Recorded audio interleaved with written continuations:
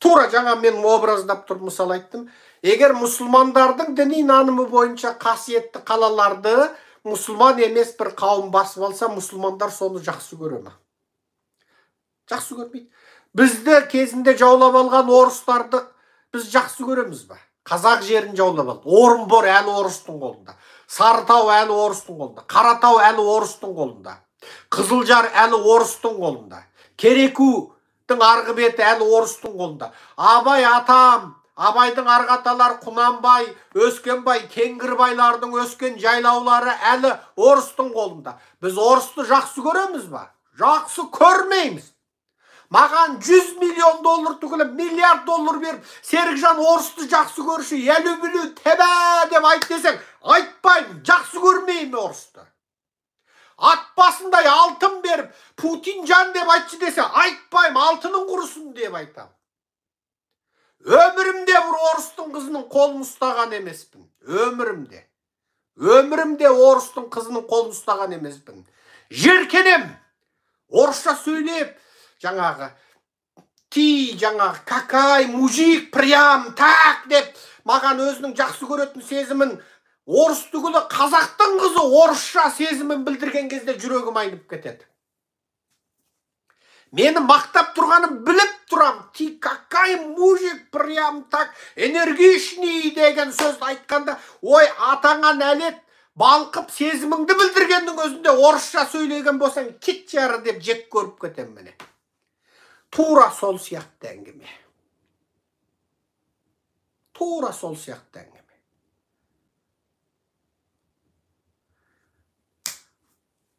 Менің орысты қалай жек көретінім сияқты, мен Қытайды да солай жек көрем. Неге?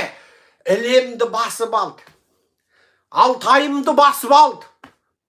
Тарбағатайымды басып алды. Менің туған жерім Сайрам әлі Қытайдың қолында.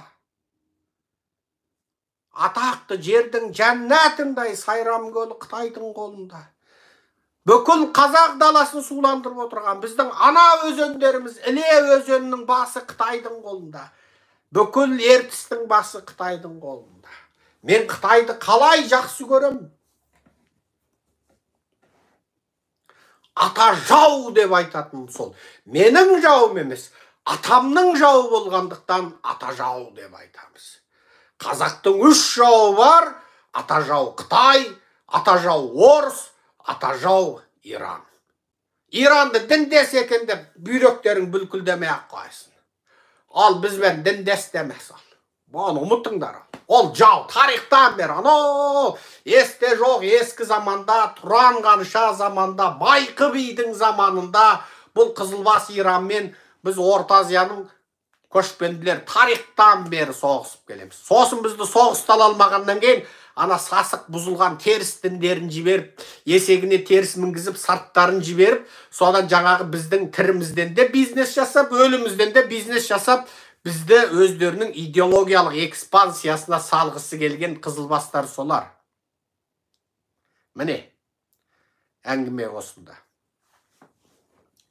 Енді жаңағы гректердің жерін түріктер жаулап алғаннан кейін, тарихи және нанымдық тұрғыдан еуропалық христиандық, нәсілшілдік және әсіре діншілдік аурумен ауыратындар жаулаушы басқыншы түріктерді ешқашан жақсы көрмейді. Бірақ НАТО-ға неше түрлі тарихи себептермен ырықты және ырықсыз факторларға байланысты мүше болған Түркия енді дәл қазір сол өзі бір кезде ырықты ырықсыз қалды НАТО-ға мүше болып кіруін кіріп алып, сол НАТО-да қақпайға ұшырап отыр. Қандай қақпай? Түркия Еуро одаққа мүше боламыз дегелі қай заман? Бірақ Еуропаның есігінде телміртіп қойды түріктерді. Еуроодаққа мүше боламыз деген Түркия міне телміргелі ғасырға таяды. Еуроодаққа мүшелік алмайды. Еуроодақ деген не? НАТО дегенде. НАТО солтүстік Атлант келісімі. Яғни ортақ әскери жүйе. НАТО-ға түріктің әскері керек, жері керек. Бірақ Еуроодақ қаржылық финанстық жүйе. Ортақ базар. Ақша не? Еуро. Түркия Еуроодаққа неге кіргісі келеді? Себебі еуропалық қаржылық жүйеге кірмекші. Қазір лира құнсыз ба? Құнсыз. 2020 жылы 1 доллар 7 лира болатын. Қазір 1 доллар қанша лира болды? 15 болды ма, 16 болды ма? Білетіндер жазыңдаршы. Білетіндер жазыңдар. Лира демекші.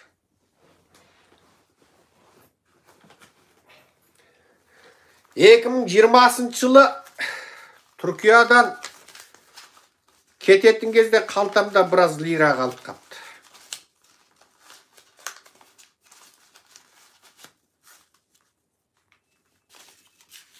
Сол лирамды енді қазір өткенде бір санасам, оның бағасы 3-тен 1 ма, жарты ма сондай құнсызданып кетті.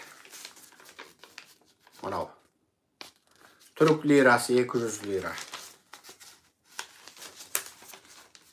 200, мынау 600, 800, мынау мен 1000, мынау 5 лира қой деймін, 5. Мынау 20 лира қой деймін, 20.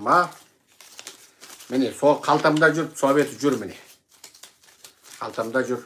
Анда-санда Америкадан көрсетіп қоям, мына ақша деп. Мысалы, бұл құнсызданып кетті. Қатты құнсызданып кетті. Ал түрік неге Еуроодаққа кірмекші болды? Осыдан ақ білерсіздер. Неге? Бұл жердегі әңгіме Еуроодаққа кірсе, түріктің экономикасы кепілдікке болады. Неге? Ортақ ақша лира. Қазіргі лира күннен күнге құнсызданып барады. Қазіргі лира күннен күнге құнсызданып барады. Әңгіме қайда жатыр. Екінші, Еуроодаққа Түркия кірсе, Түркия үлкен жұмыс табады. Құрттай жерде 80 миллион қалып отыр. Жұмыс жоқ. Жұмыс жоқ. Таңнан кешке донер жасайды. Таңнан кешке шаурма жасайды. Еркектері жан таласып жұмыс істейді. Супермаркеттеріне барсаң, еркектері бүкіл жаңағы аларман еркек. Ресторанына кірсең, бүкіл тамақты еркек жасайды. Бұл түріктің қатындары не деген бақытты деп ойлап қаласың да. Ана базаршы да еркек, қазаншы да еркек. Бұл бәрін еркек істейді. Бәрін еркек істейді. Түркияда жүргенде мен бір түрік жігіттермен сөйлесіп қалам, айтам. Мен өмірімде тамақ жасап көрмеппін десем, сенбейді. Мен өмірімде барып ана супермаркеттен барып бірдеңе алып көрмеппін мен өмірімде. Өзім өз болып байпақ, ішкиім алу құқымыздан ол құқының бәрін тапсырып қойғанбыз бір кісіге. Ал өз жерде бүкіл еркек жүреді. Жаңағы тауарларды көріп, мынандай бүйтіп көріп, бүйтіп оқып еркектер жүргенде, ой, мыналарыңда бас деген бас екен ғой дейміз. Біз өзіміздің киім шкафта тұрған киіміз, ой, менің киімім жоқ қой, қайда құдай, ана алдыңда тұр ғой, ана қара костюмның мына жағындағы деген, ой, жоқ, таппадық қой деп. Сон бір кісі кеп, міне ғой, мынау, бұл менікі ма деп қасың ғой. Сенен басқа кімдікі адақ па? Міне, біз өзіміздің киім шкафымыздағы киімімізді таппаймыз. Олар ана жерге барып бүйтіп, мына заттарды оқып көріп, мына айран мынандай ма, мынаның проценті мынандай, мына жердегі айран мынандай екен деп оқып тұрғанда мен ойладым, ой ба, түріктің еркегі енді. Мен білмеймін олар әйелді неге алады. Мен Америкаға келіп бірінші рет ыдыс жуатын аспаптың күнөпкісін басып көріппін. Америкаға бірінші рет киім жуатын кір жуғыштың күнөпкісін басыппын. Бірінші рет. Сонда Вашингтондағы американ әйел жатып кеп таңырқайды.